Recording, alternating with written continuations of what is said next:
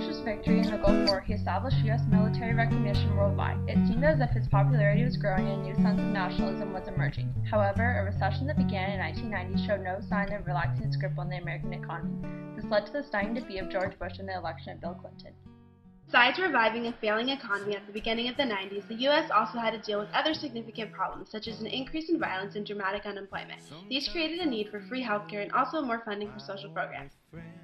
He went forward and put money out so that we could hire 100,000 new police officers and put them on the beat in our cities. Now, many of the students here don't remember the 70s and the 80s when our cities were failing, people were fleeing, and crime was out of control. But I do. Clinton's reforms improved health care, curbed violence, and put in place policies to help economic recovery. All of these combined influenced the change in culture in the 1990s and paved the way for the future of economic, cultural, and technological growth. He passed the Telecom Act of 1996 to open up competition in the telecommunications space.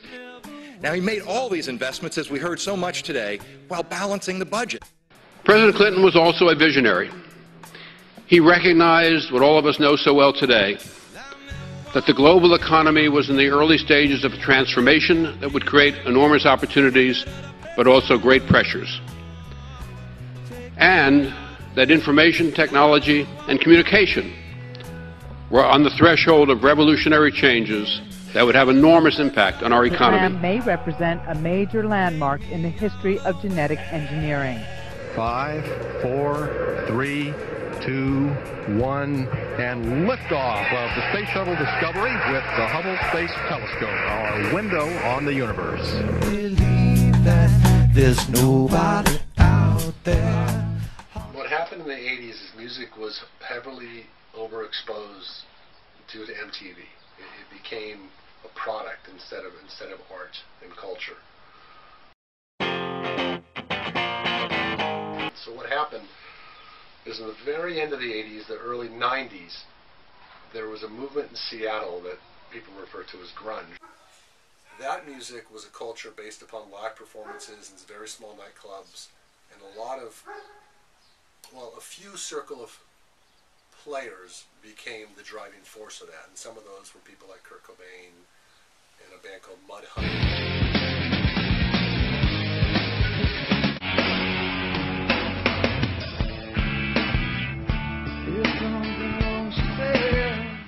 So as things started to grow a bit, fans started to go see these shows live, and they connected with what those people were talking about and singing about, because they were singing about what was happening in their towns and their lives and their culture. So it felt real again to these younger people, instead of something machine-made that was put onto MTV just to be consumed and purchased.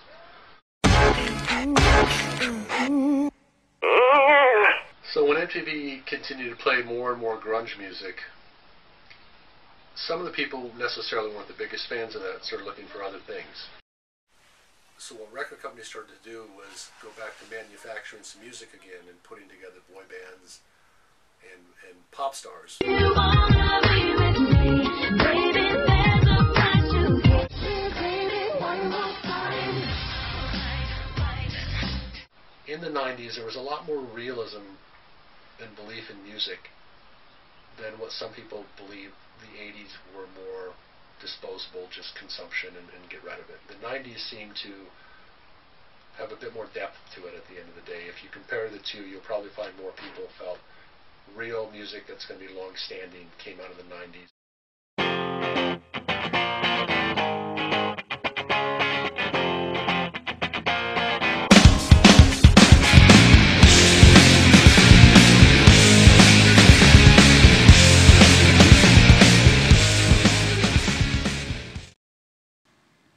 The 1990s was the 10th and final decade of the 20th century and the last full decade of the second millennium. It was truly the beginning of the future.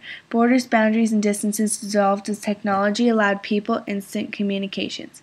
Many of these technologies existed in the 80s, but it wasn't until the 90s that the public began to use them. The 1990s can be remembered for its booming economy, advances in technology, as well as in medicine and science, and its diverse culture. Overall, the 90s was very valuable and a memorable decade. Here are some highlights and memories from the children of the 90s. Baby, one more time. Rugrats. Full House. I played with a Game Boy in the 90s. Fell that 70s show. Christina Aguilera.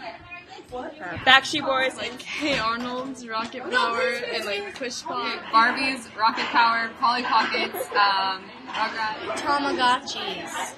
Full House and Fresh Prince of Bel-Air. And the Rugrats and all that, and Kanan and Kel, and Clarissa Explains It All, and all the shows that are on Teen Nick right now. Amanda, please. Baby Bottle Pops. The Beatles. Not the Beatles.